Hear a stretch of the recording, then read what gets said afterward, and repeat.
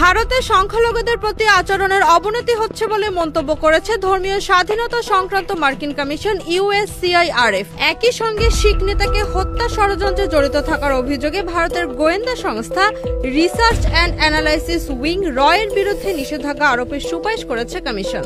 মঙ্গলবার প্রকাশিত 2025 সালের বার্ষিক প্রতিবেদনে কমিশন এই সুপারিশ করেছে বলে বার্তা সংস্থা রয়টার্স জানিয়েছে। প্রতিবেদনটিতে 2024 সালে বিশ্বের বিভিন্ন দেশে ধর্মীয় স্বাধীনতার পরিস্থিতি তুলে ধরা হয়েছে এবং পরিস্থিতির উন্নতিতে বিভিন্ন দেশের বিষয়ে বেশ কিছু সুপারিশ করা হয়েছে।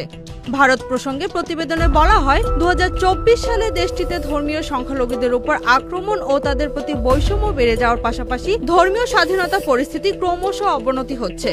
গত বছর দেশটিতে নির্বাচনী প্রচারণার সময় প্রধানমন্ত্রী নরেন্দ্র মোদী ও তার দল ভারতীয় জনতা পার্টি মুসলিম ও অন্যান্য ধর্মীয় সংখ্যালঘুদের বিরুদ্ধে বিদ্বেষাত্মক বক্তব্য এবং বিভ্রান্তিকর তথ্য প্রচার করেছিল বলে ওই প্রতিবেদনে উল্লেখ করা হয়। গুরুতর ধর্মীয় স্বাধীনতা লঙ্ঘনে জড়িত থাকার জন্য ভারতকে বিশেষ উদ্বেগজনক দেশ হিসেবে তালিকাভুক্ত করার সুপারিশ করা হয়েছে USCIRF প্রতিবেদনে। পাশাপাশি দেশটির সাবেক গোয়েন্দা কর্মকর্তা বিকাশ যাদব এবং সংস্থা হিসেবে রয়ের বিরুদ্ধে নিষেধাজ্ঞা আরোপের সুপারিশ করা হয়েছে। এছাড়া ভারতের কাছে অস্ত্র বিক্রি বিষয়টি পর্যালোচনার সুপারিশও করা হয়েছে প্রতিবেদনে।